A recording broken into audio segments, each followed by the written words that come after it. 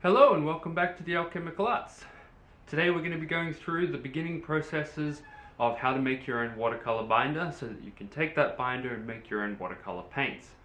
This is a really fundamental step in the process of making your own paints. So let's get stuck into the video. We'll go through all of the little parts of it and hopefully this will help answering people's questions out there on this particular topic, as I feel like there a bunch of little nuances involved in the process, even though it's relatively simple, and it's something that people really need to get down pat and understand how to do in order to make good quality paint.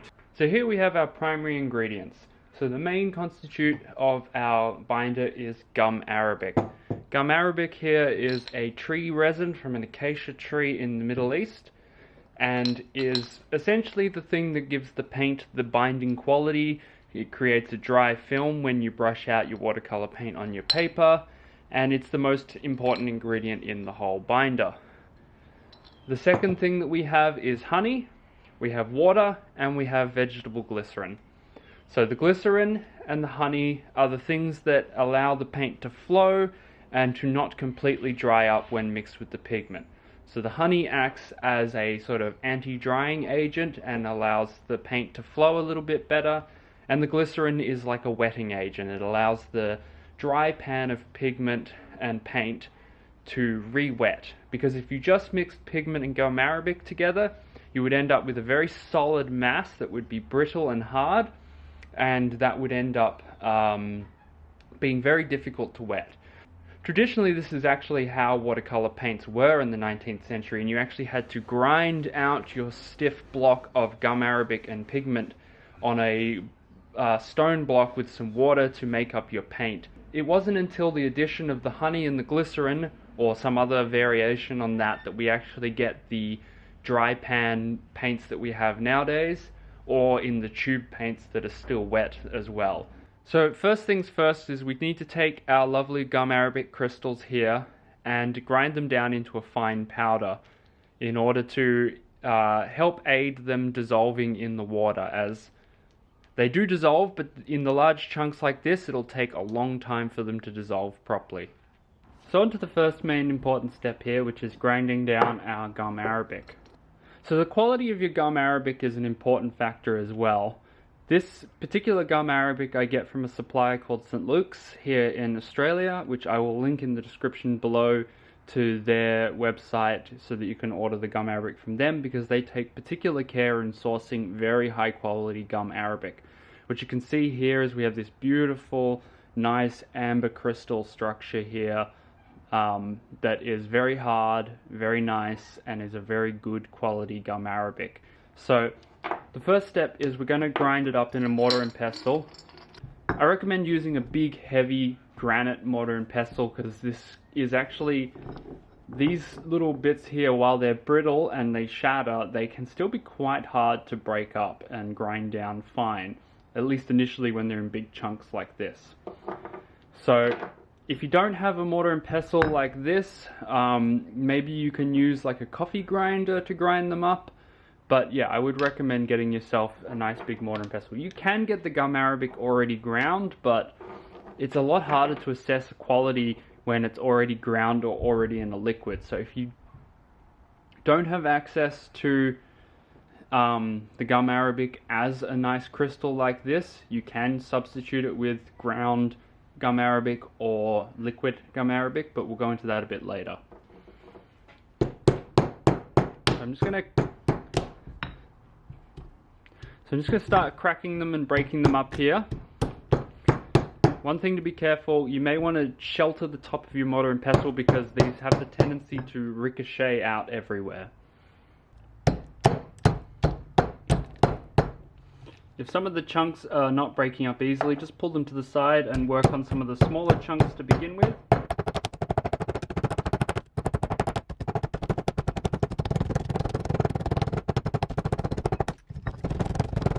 So initially, to begin with crushing them, given how explosive and brittle they are, I tend to just try and tap them down into small chunks before we start like a circular grinding motion.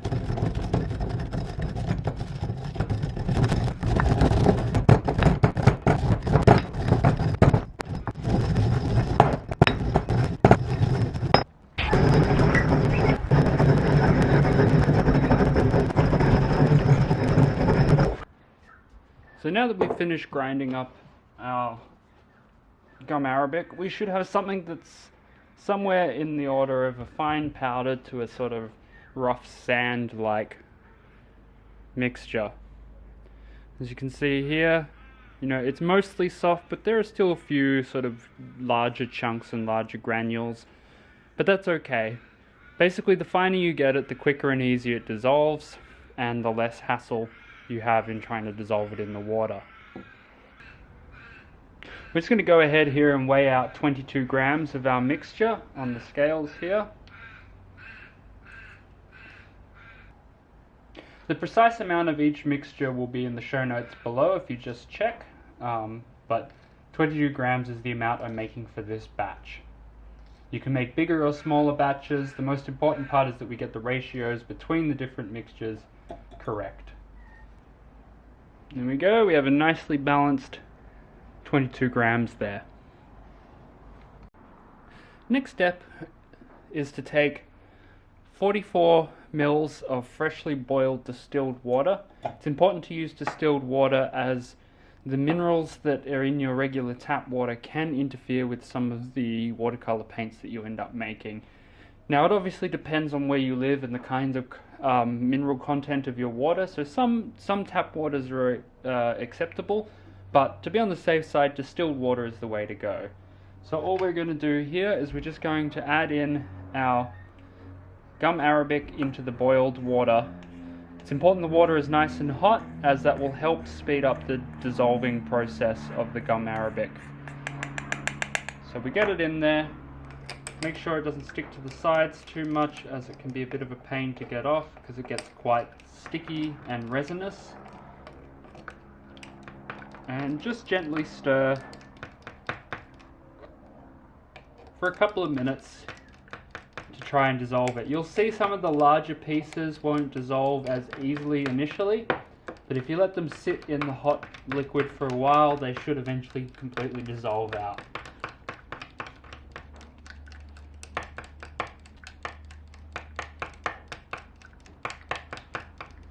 I tend to stir in intervals, letting it sit for a little bit. If you see in particular, if we bring it in closer here, you can see some of these more like white lumps here. That means that the water isn't reaching the gum arabic and it's produced a little hydrophobic layer. So try and just squash those with your spatula or your spoon in order to make sure you hydrate all of the gum arabic in there. Again, I tend to just give this a stir, leave this for a little bit, let it sit, come back, stir it again, and keep doing this till everything is nicely dissolved.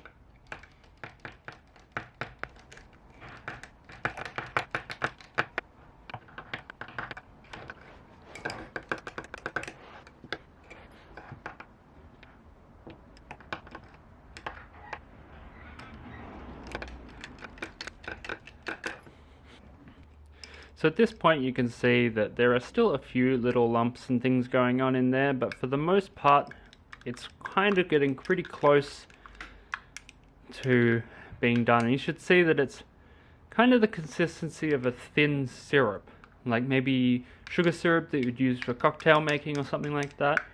And it has a gentle, soft, sort of sweet aroma, a sort of sap-like aroma, given the fact that it is a soft, sweet sap.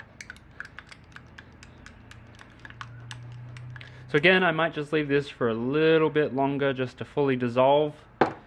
If you're finding that you're struggling to get all the bits to dissolve, you can probably just leave this for a couple of hours and come back.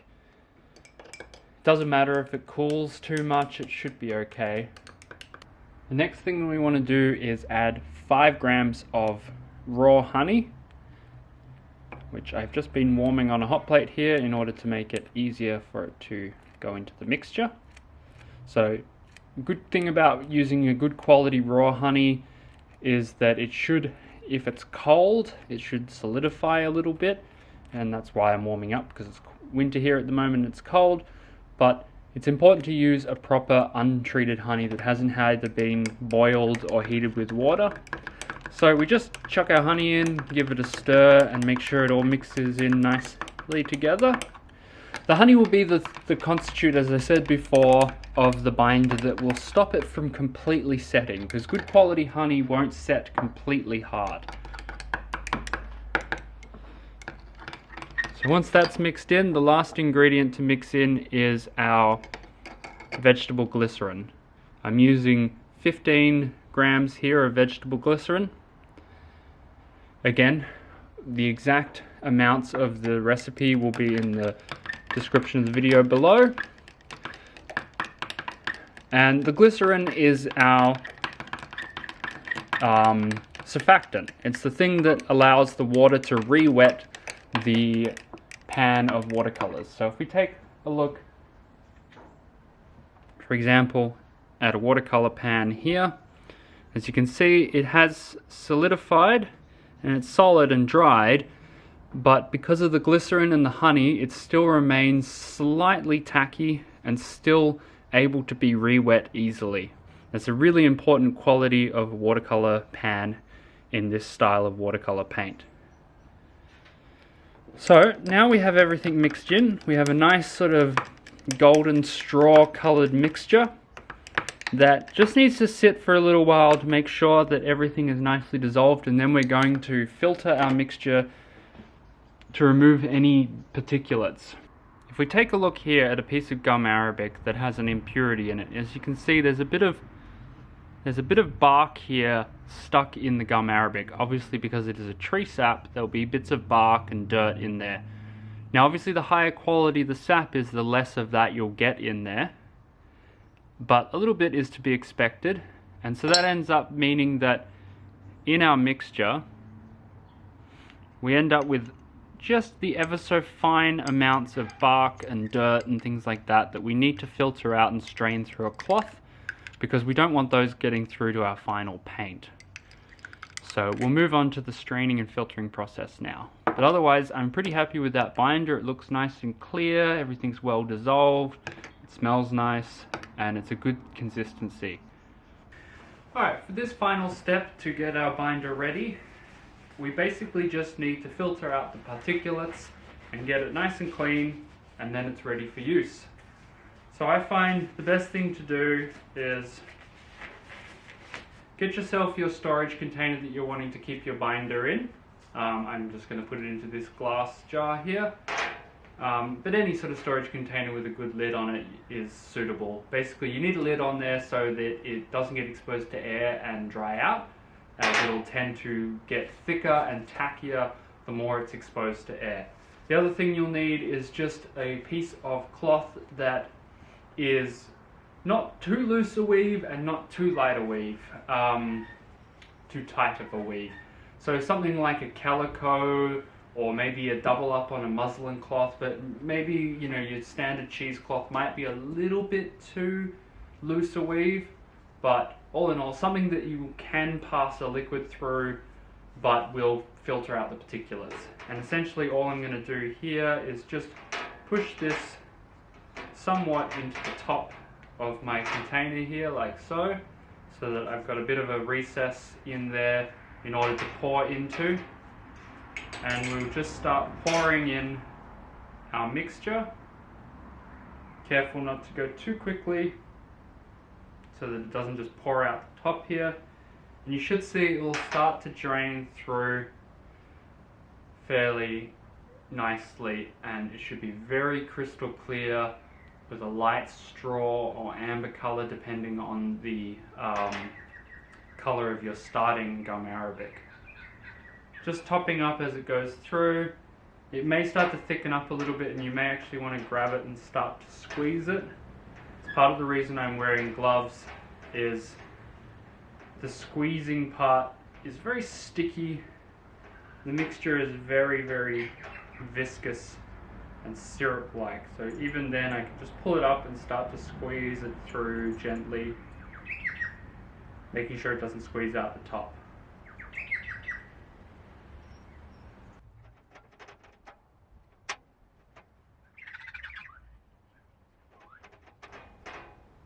In hindsight, picking a jar with a wider mouth may have been slightly easier too for this process, but that's okay.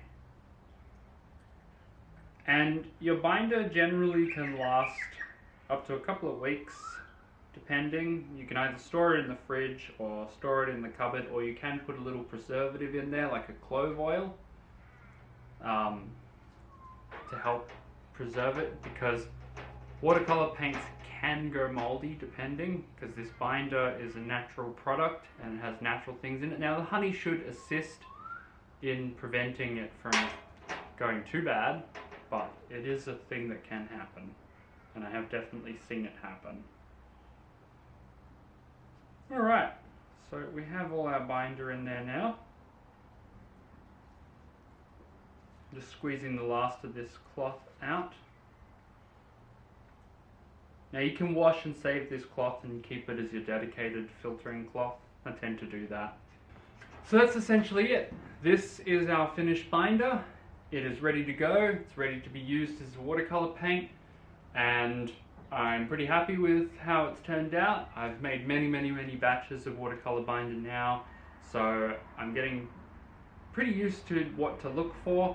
But essentially what we have here is a nice viscous clear syrup with a straw color, faint smell of honey. It's perfect. It's exactly what we want. There's no particulates, nothing in there. It's not too thick, it's not too thin. It's good. It's a good binder, and it should be a good all-purpose binder for most pigments. Thanks everybody for tuning in. I hope this has been like an informative little piece on making your own binder, and hopefully it clears up some of the questions. It's really a simple matter of just making sure you get a good ratio between your gum arabic, your honey, and your glycerin. The water content is secondary in the sense that because the water evaporates eventually over time, more or less water is not necessarily too big of a problem. It's more making sure, as I said, that ratio between those things is correct. In the description of this video, I'll have an exact breakdown of the recipe with its various ratios so that you can follow at home and you can scale up or scale down the recipe as you desire. I'll have a link to St. Luke's website for the gum arabic that I use, so if you're here in Australia and you want to order some good quality gum arabic, I highly recommend it. If you're international, you'll have to check to see whether they do international shipping, but again, look around, make sure you find a nice quality gum arabic, because that's really the core of your binder and will ultimately be the core of your paint. The same goes for the honey. You don't really want to skimp on the honey. You want to make sure that's a nice, good quality, local, ethically sourced honey. The bees need our help, so pick a good honey. And yeah, I think I'll do a more advanced tutorial on this later where we explore some of the ideas between how you can tweak the recipe. Certain pigments might need a higher amount of glycerin because they dry too hard and they need to be wetter. Some will need more or less honey. You can play around with the gum arabic ratios so that you can determine so that you can determine the lifting qualities of your paint. So when you paint it down on the paper, does it resist water a lot, or does it lift up very quickly when you brush water over the top? So there's all sorts of unique little intricacies that you can play around with your simple binder. So this was more just to get people on the way, get people being able to make a binder that gets them a paint that works and is an all-round useful starting point. Anyway, that's all for today, and I hope everybody stays safe out there, and we'll see you next time.